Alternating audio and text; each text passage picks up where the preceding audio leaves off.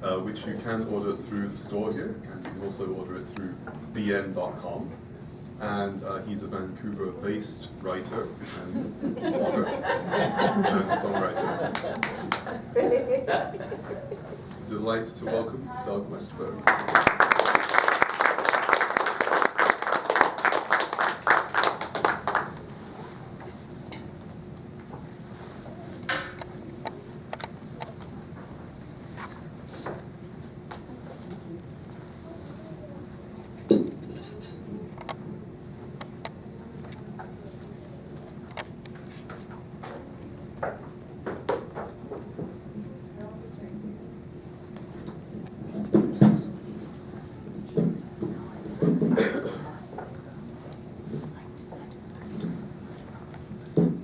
Good evening. Good evening. I will be reading tonight from War and Peace. All of it? I just wanted to see the look on David's face.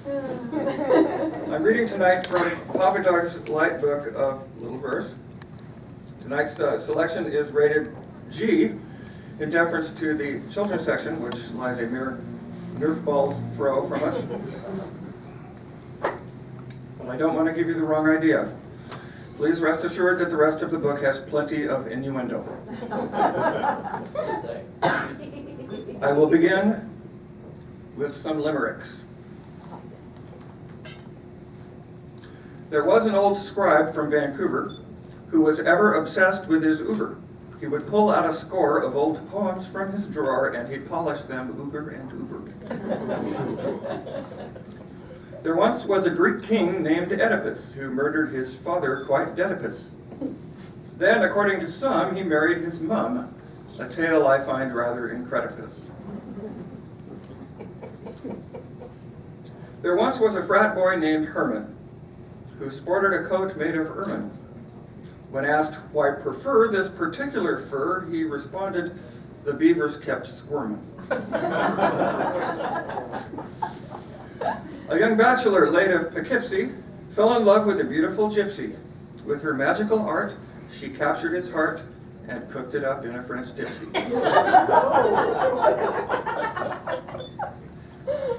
There was a young lady named Gwyneth who had an identical twinneth. Asked, "How did your mother tell you two from each other?" She said, "I was always the thinnest." A bizarre vegan food called tofurkey, when spoonerized, comes out faux turkey. I suppose it's okay if you must eat that way, but I'll bet it makes terrible jerky. And finally, a tweeter who quartered on Twitter was twitted his tweeting drew titters. He tweeted his tweaker, "Is it sweeter to seek her or twiddle your thumbs and be bitter?"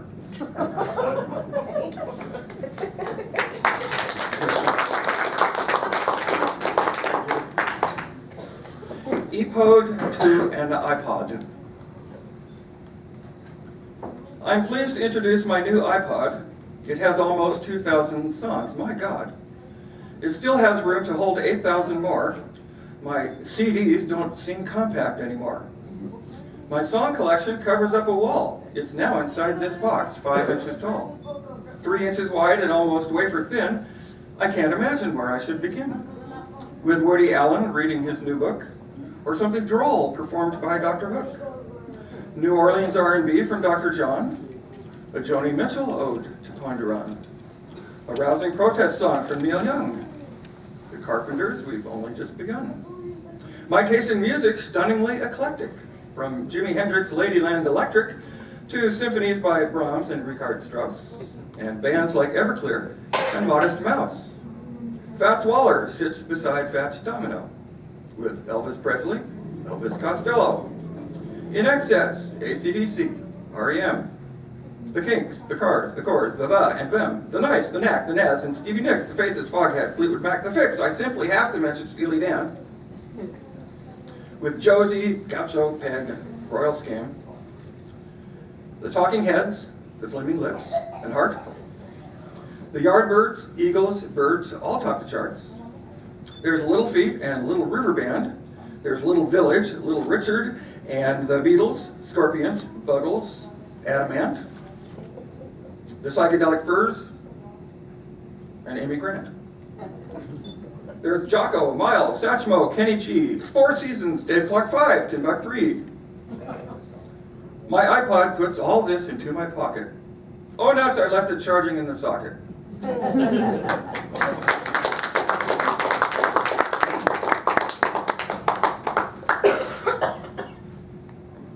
Thank you very much.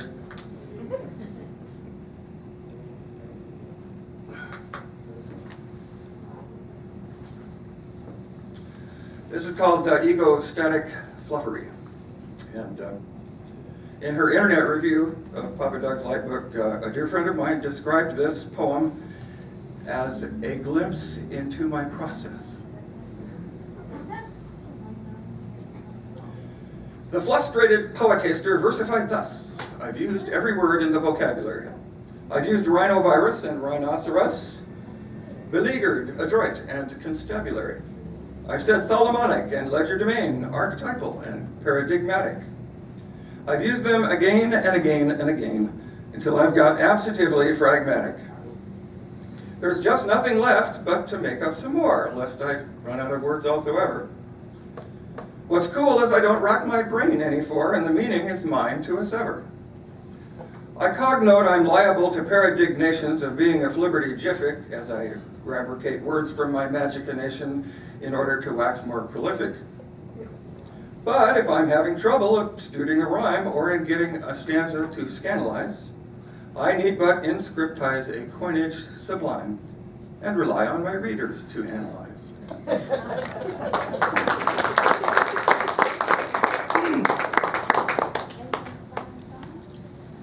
Thank you. That floor is a long way down. Yes, it is. Now, this next poem uses a marginally interesting form called the trimeric. The first stanza is 4 lines, an introductory line followed by 3 lines, which then, one by one, begin their own 3-line stanza. You could think of it as a PowerPoint presentation with 3 bullet points, each of which then gets its own slide, which goes into more detail. And it's called The Space Creature Zoo. Here's what I learned at the Space Creature Zoo. The cricket bat chirps while it screeches at you. The fugue pie has claws numbered 11-2. And the chick peacock's tail's made of mylar balloons. The cricket bat chirps while it screeches at you. Its legs number 6 and its fangs number 2.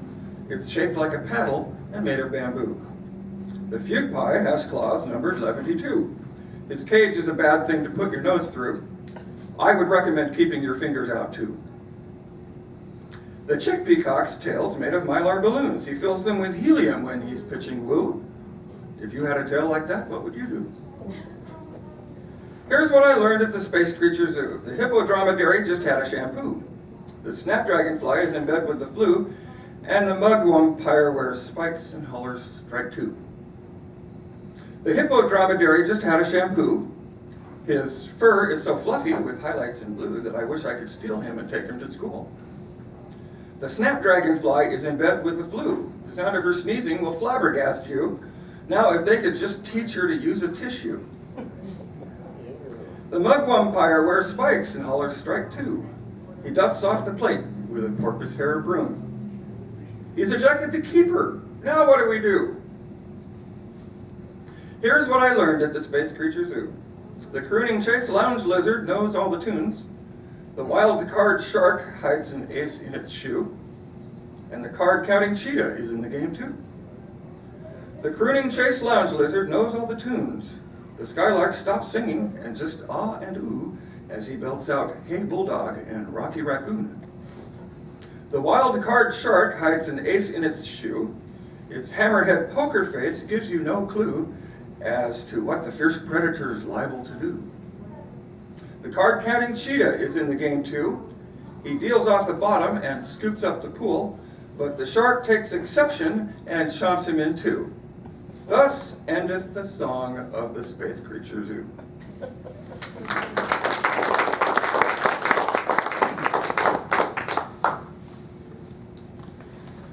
Thank you. I included a number of song lyrics, which I've been doing for quite a while, in the books, just so that it wouldn't be ridiculously thin. So I'm going to sing one of them now.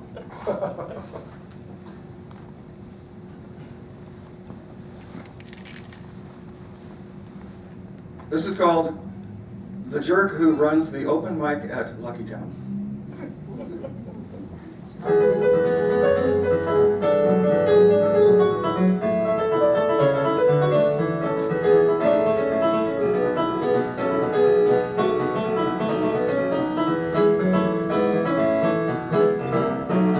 The jerk who runs the open mic at Lucky Town won't let me sing my songs.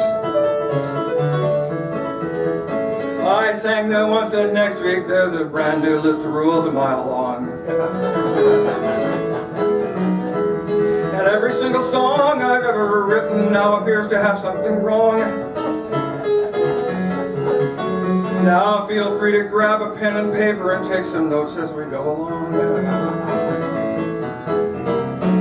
Now people who go to bars don't want to hear that alcoholism is bad. So if you sing about alcoholism, just be sure the melody isn't sad. But if it's a good old country song about a drunk doing something stupid, that's okay. But if any of the patrons get depressed, we reserve the right to yank you anyway. The jerk who runs the open mic at Lucky Town won't let me sing my songs. I sang there once, and next week there's a brand new list of rules a mile long. And every single song I've ever written now appears to have something wrong. Not to mention every song by Dylan, Seeger, Waits, or Neil Young.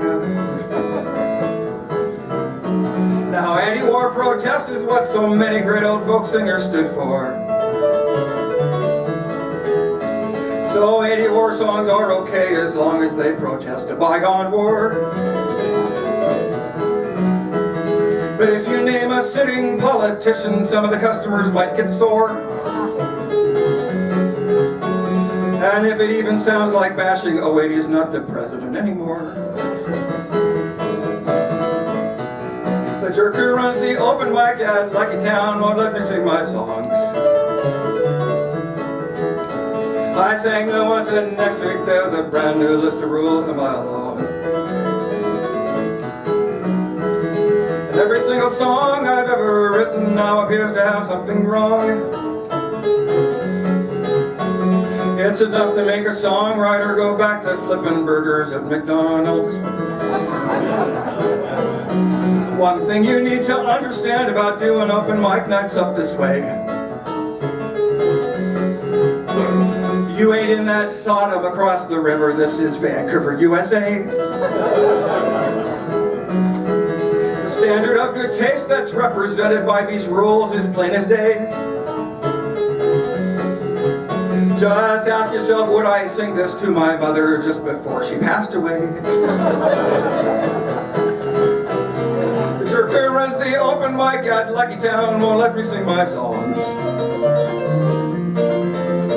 I sang that once, and next week there's a brand new list of rules a mile long. And every single song I've ever written now appears to have something wrong. I'm starting a petition, you can sign it after I finish up this song. I'm starting a petition, you can sign it after I finish.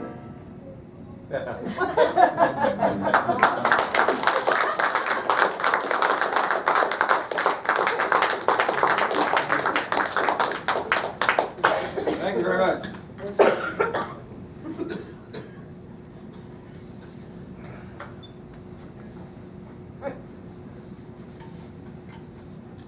And finally, from my children's novel called The Golden Book, which is, as they say, available from the author.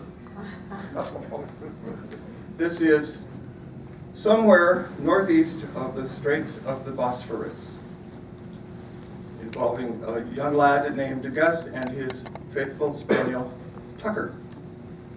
Somewhere northeast of the Straits of the Bosphorus lived a mythical creature of fabled ferociousness who delighted in horriblifying the populace, a nightmarish beast called the porcupinoceros.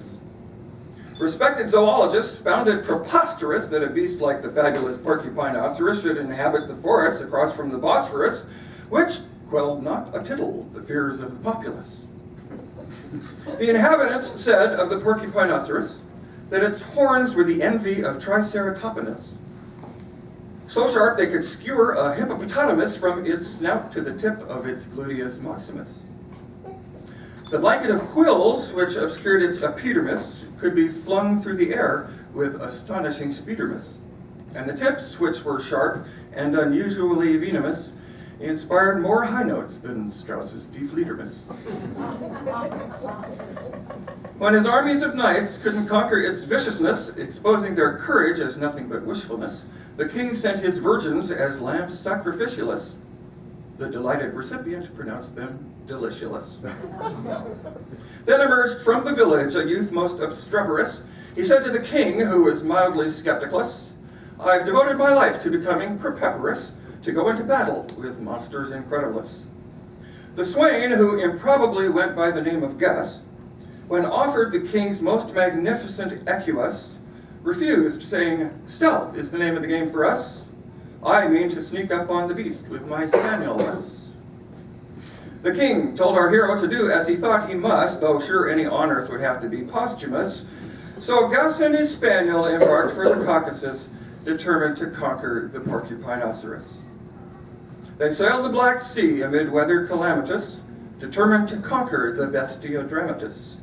Through peril and hardship and knavery rampantous, they marched to the forest with bravery emphatus. The adventures they met were the stuff of Odysseus, like tales that are told of the gods of Olympius, an epic saga, both thrilling and viscerous, which, alas, must await volume 2 of the trilogies. At last they emerged with a sensible cautiousness in the realm of the beast with the fearsome proboscisus, where presently whom did our heroes accost us but the fabulous scabrous porcupinoceros. "Hey you," cried the youth with a spiky epidermis, "attend to my words, listen well and take heedermis. You've got only one chance to be smart and considermus, else I dare say your next stop will be the taxidermist." So amused was the monster on seeing the dog and Gus, he laughed till he shook all the quills off his body. Plus, he shook till his tusks were reduced to a pile of dust, and his teeth had been ground to a mouthful of nothingness. Then his pulverized teeth so choked up his esophagus that the monster's own cavern became his sarcophagus. But ere he expired, he croaked out a question thus: "The king had a boy and a dog left to send to us?